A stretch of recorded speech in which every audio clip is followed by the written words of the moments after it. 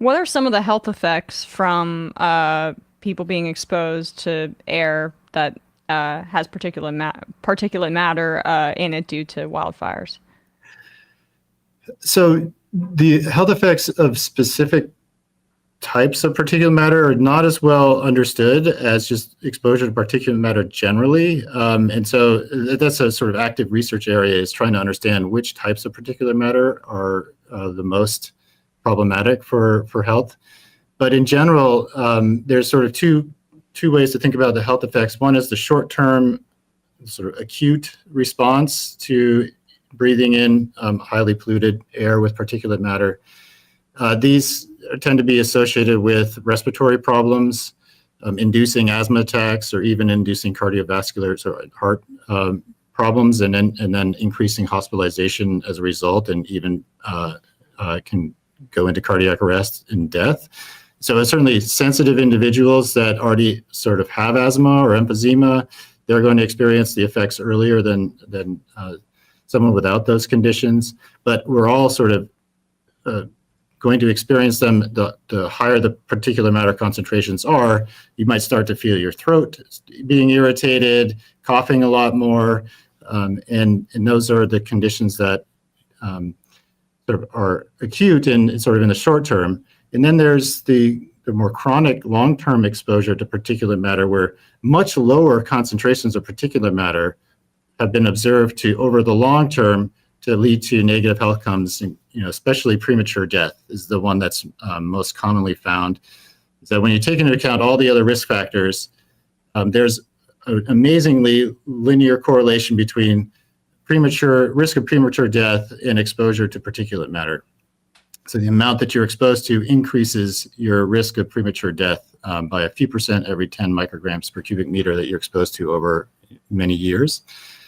And so there's been really some fascinating studies that compare different cities and the same cities over time as the pollution is changing over time, and in finding this strong relationship between exposure to particulate matter and premature death. And the causes of death are usually related to cardiovascular disease, so respiratory effects as well, and then lung cancer, for example. Things that are actually somewhat fascinating, disturbing, is that cognitive function is now related to, so declining cognitive function is now related to exposure to particulate matter, early onset dementia. So students do poorly on tests in under polluted conditions compared to cleaner conditions. And this is specifically just exposure to particulate matter. There's a type of particulate matter ultrafine. So we talk about PM 2.5. These are particles that are smaller than 2.5 microns. You might not know what 2.5 microns looks like. The cross section of a human hair, if you measure the diameter of your hair, that's about 50 to 100 microns. So we're talking about very small particles. And you get down to 100 nanometers or smaller particles. These can actually cross into the bloodstream and actually enter the brain through the olfactory nerves. And so there's now concerns that exposure to ultrafine particles are partly responsible for especially degradation in cognitive function. And I think we're really just scratching the surface in terms of what the full health impacts are of exposure to particulate matter.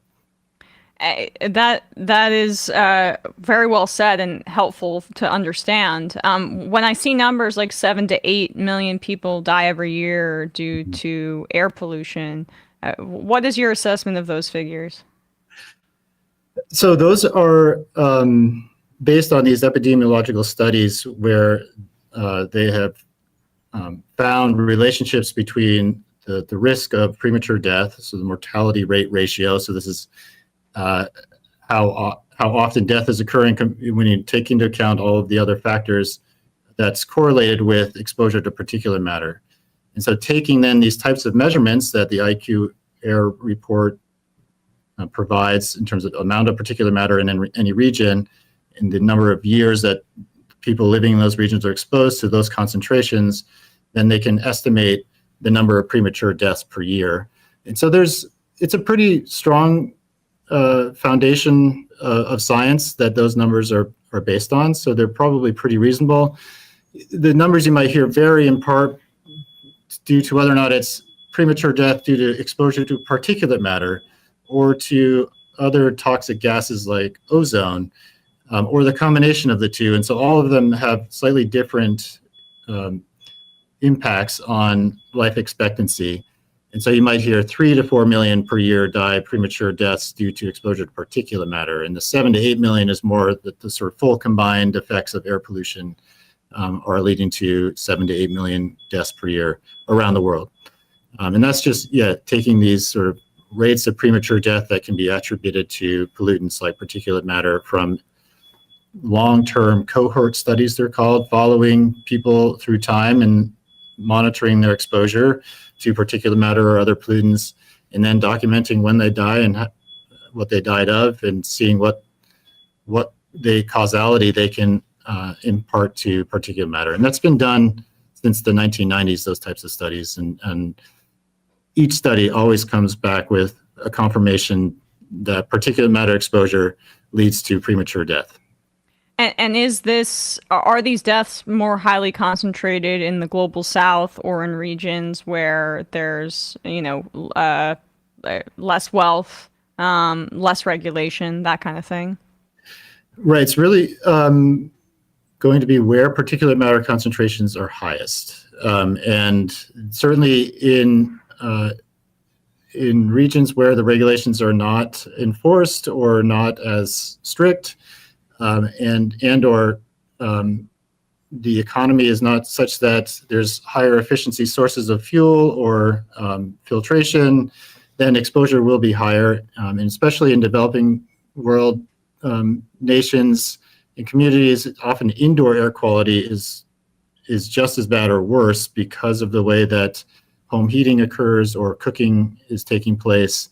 You don't have fancy hoods to try to move all of the particulate matter out of the household when they're burning over an open wood stove, and so that type of exposure is factored into some of these studies, but it's important to start, I think in the future, start separating, is it air pollution from motor vehicles, energy production like coal-fired power plants, or exposure indoors that is related to residential living and the needs of eating and heating one's own household. And so there's been large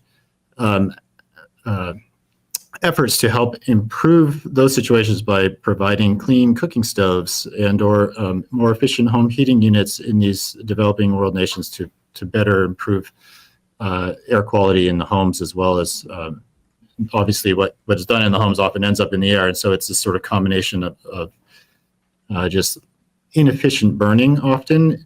And that can be for heating, cooking, or waste removal. These end up in very populated countries or regions being the biggest sources of exposure to pollution. And yes, so when the particulate matter concentration is highest, that's where we're going to expect the highest rates of premature death.